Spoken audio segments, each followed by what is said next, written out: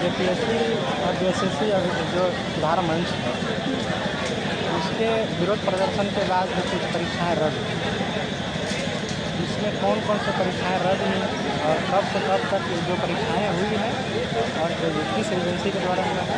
वो TDLP जो है एजेंसी, उसके द्वारा जो भी परीक्षाएं कंडक्ट की गई, जिसको ब्लैक लिस्टेड ऑलरेडी किया गया था, फिर भी उसे ये एग्ज़ाम कंडक्ट करने का मौका मिला, उसके द्वारा जो भी एग्ज़ाम लिए गए थे उन सबको कैंसिल करने की बात हेमंत सोरेन ने की है, हमारे मुख्यमंत्री ने की है। लेकिन हमें लिखित प्रमाण चाहिए। अभी सिर्फ घोषणा हुआ है। हाँ, ये तो ऑफिशियली प्रेस कॉन्फ्रेंस करके उन्होंने घोषणा की है, लेकिन हम चाहते हैं कि लिखित कुछ मिले, और क्योंकि हमारी CBI द्वारा जांच की मांग है और उसमें उनका क्या टेक है। कैंसिल करने के बाद भी तो इन्वेस्टिगेशन होनी चाहिए ना। हाँ, होनी चाहिए कि अगर सिर्फ कैंसिल करने का मतलब है कि वो तो सभी को ख़त्म नहीं, आपने कैंसिल किया, लेकिन कैंसिल करने का मतलब ये थोड़ी ना कि अपराध ही नहीं हुआ। अपराध तो हुआ ना, तो उसमें जिस तरह से लोगों का कत्ल हुआ, या फिर इस कैंसिल होने के बाद अभी जो लोग घायल हुए हैं, तो उनको भी तो बचाना है ना, उनको भी बचाना है। और जो घायल हो चुके हैं या मारे जा चुके हैं इस सिस्टम के द्वारा, उनको भी तो रिकवरी चाहिए ना। तो उसके लिए CBI जांच बहुत ज़रूरी है। अदरवाइज़ हमें कैसे पता चलेगा कि कौन है जो सीट खरीद के वहाँ पहुँचा था। आप तो उसे पर्दे में रख रहे हो, उसे सेफ और सिक्योर कर रहे हो। जब जांच होगी तो वो बेनकाब होगा। जब वो बेनकाब होगा तो ऐसे ऐसे लोगों के हौसले टूटेंगे, और सिर्फ हमारे राज्य की जो गूंज है, जो इतिहास यहाँ पे इतिहास जो रचा गया, वो पूरे देश में गूंजेगा। और जो करप्शन जड़ जड़ में, नस नस में जो हिंदुस्तान में जो भरा है ना, ख़त्म हो। और इसको ख़त्म करने के लिए बहुत ज़रूरी है कि CBI की जांच कराई जाए। मैं ये नहीं कहती कि सरकार जांच सही तरीके से नहीं कर रही है। बहुत सारे ऐसे ऐतिहासिक फैसले हमारे मुख्यमंत्री हेमंत सोरेन जी ने लिया है, वो वाकई में काबिल तारीफ है। इतनी जल्दी कोई भी इतना बड़ा कदम नहीं उठा सकता है, तो उसके लिए तो हम उनका बहुत ही शुक्रिया अदा करते हैं। लेकिन कुछ चीज़ें हैं जो बहुत ही ज़्यादा क्रिटिकल है। अब चाहेंगे कि इसका जब हो ही रहा है तो इतनी बारीकी से हो कि वैसे लोग बेनकाब हो, ताकि ऐसे ऐसे लोगों की हौसले टूटे और कोई हिम्मत न करे। मतलब जो वास्तविक और योग्य अभ्यर्थी है उनका नियुक्ति हो। देखिए, जो जनरली पास किए हैं या जिनको नियुक्ति मिली है, वो तो क्लेम करेंगे ही, पीछे तो नहीं हटेंगे। उनके पास तो आधार है, और उनके पास बहुत ही ज़्यादा कॉन्फिडेंस भी है। तो वो जेन्युइन लोग हैं, वही लोग आके आज अपनी बातें रख रहे हैं। वो कह रहे हैं कि CBI की, वो भी तो वही मांग कर रहे हैं, CBI की जांच कराइए। मतलब उन लोग का भी जो सफल अभ्यर्थी हैं, उन लोग का भी विरोध प्रदर्शन हो रहा है। देखिए, हर कोई कैमरा फेस नहीं कर रहा, वही लोग डंकी चोट में बोल रहे हैं जिसने मेहनत की है। बाकी कहाँ आ रहे हैं सामने।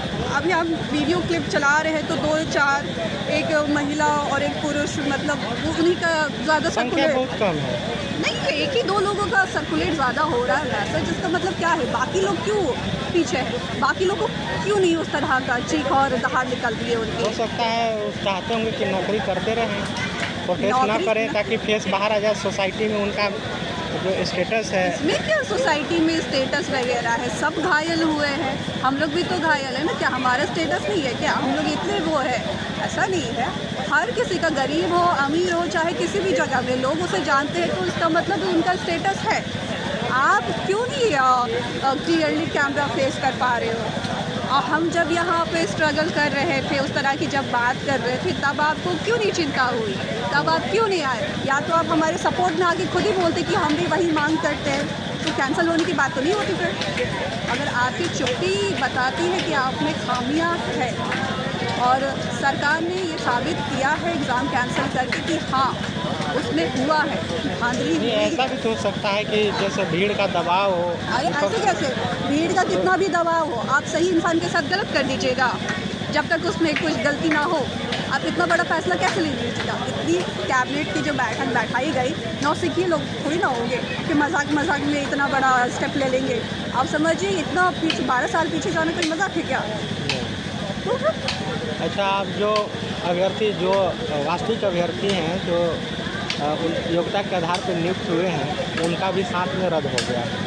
तो उनको डरने की उनको ज़रूरत नहीं उनको है। उनको क्या कहना चाहेंगे? देखिए वो लोग कोर्ट ही जाएंगे, कोर्ट का दरवाज़ा खटखटाएंगे, जेन्युइन उनका फिर से इन्वेस्टिगेशन होगा, उनका कॉपी जो भी फाइल वगैरह है, डॉक्यूमेंट्स जो भी है एग्ज़ाम से रिलेटेड वो चेक होंगे, फैक्ट्स जब चेक होंगे जेन्युइन लोग हैं उनका क्लियर ही रिपोर्ट आएगा, तो उन्हें क्या डरने की ज़रूरत है? क्या मतलब जो इस विरोध प्रदर्शन के जो युवा लोग सम्मिलित हैं, क्या जो जेन्युइन कैंडिडेट आएंगे उनको भी समर्थन मिलेगा इस तरीके से?